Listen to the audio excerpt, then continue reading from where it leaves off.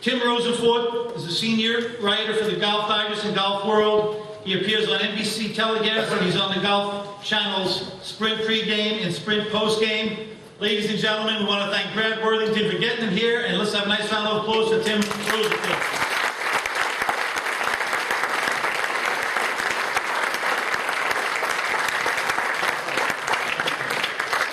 Thanks, everybody. I'm a local guy. I'm going to say local kid, but those days have passed. I grew up in Brewster, was born in Mount Kisco, and learned to love the game of golf, or appreciate the game of golf caddying up at North Salem Golf Club in North Salem, New York.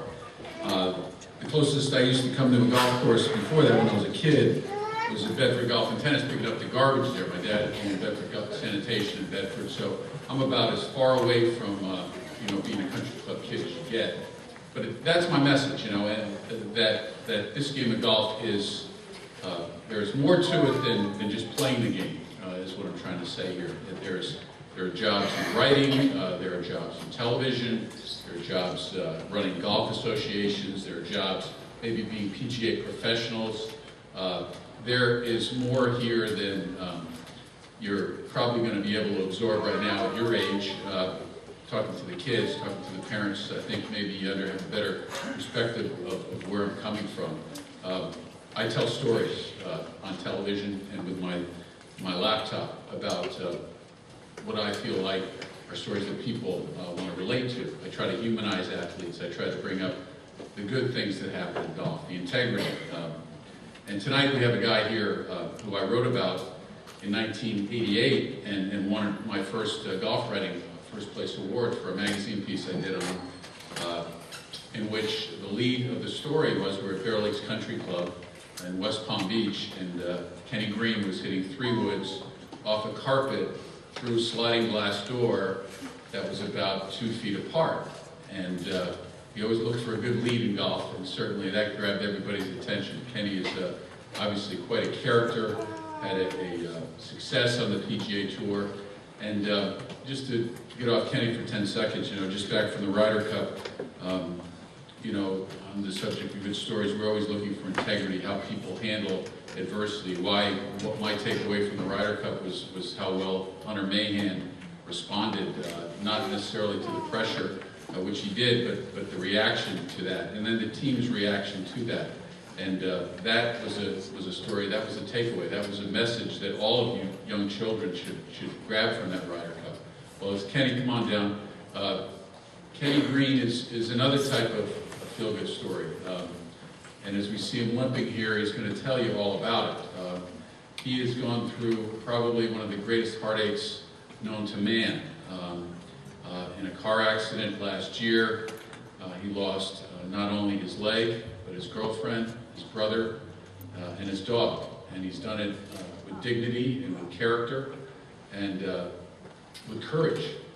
And he's going to tell you not only probably about that horrific part of his life, but really what he's going to do now to try and play professional golf again. And I'm inspired by his story. I've known Kenny a long time as a friend and as a golfer, and I hope you come to appreciate him tonight as much as I appreciate him. Kenny Green.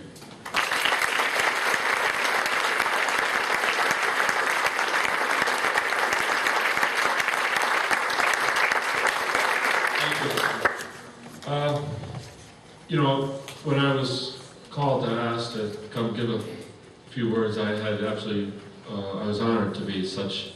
There was a time that no one ever wanted to hear me talk. For kids, I was a little outspoken and not always followed the right line, so to speak. But my love for golf has not changed one bit.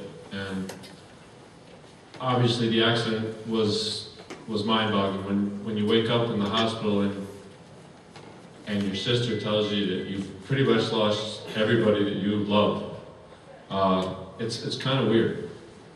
And then a couple days later, we had to make a decision on whether I want to save my leg or not. And the very first question I asked is, can I play golf if we keep the leg? And they said I would never be able to play, professional golf. And so my first response was, cut it off. And it's still a little weird, you know, you can't really tell this. This is actually the first time I've worn pants since the accident.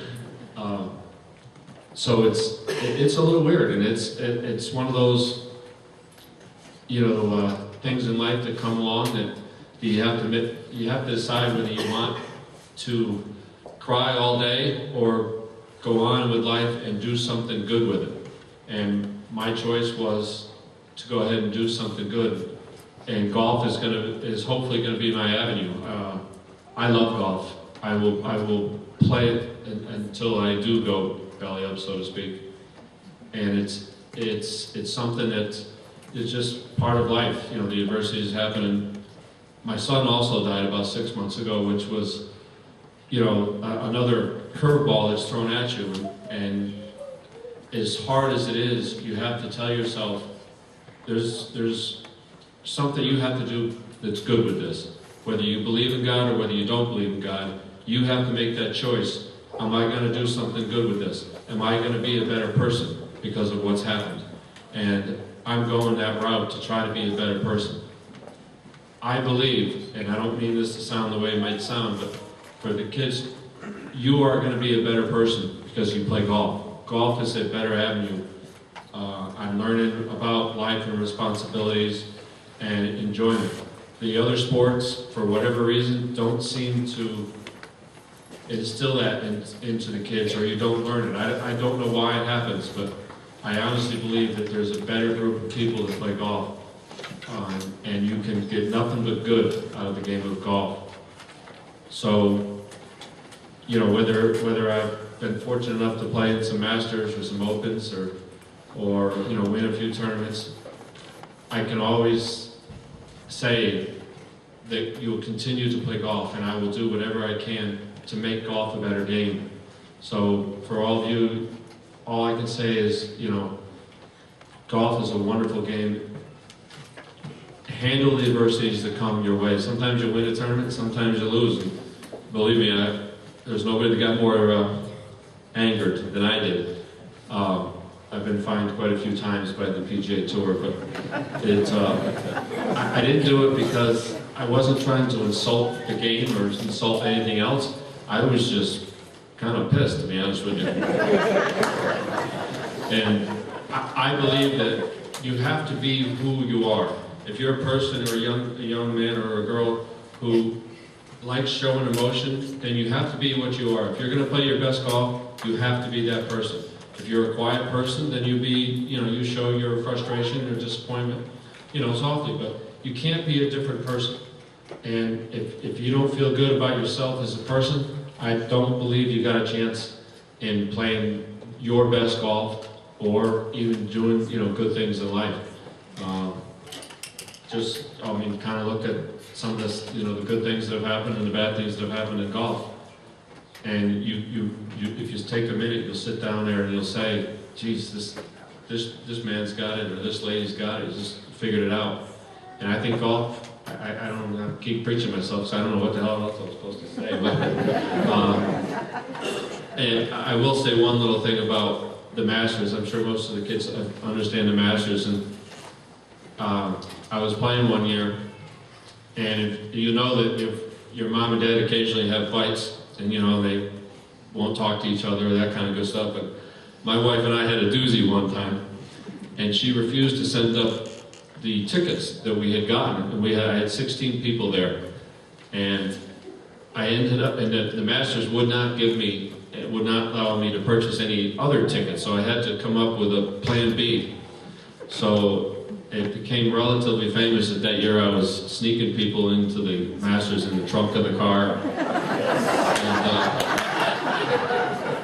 And it's hard to imagine. I'm actually a little more famous for sneaking people in the car than I am for any golf I've done, but that's just the way it, you know, that's how it works. And you never know what little stories end up becoming lessons and reasons why you do things. But I do want to congratulate all you kids. I'm glad that you're playing. I hope you keep playing.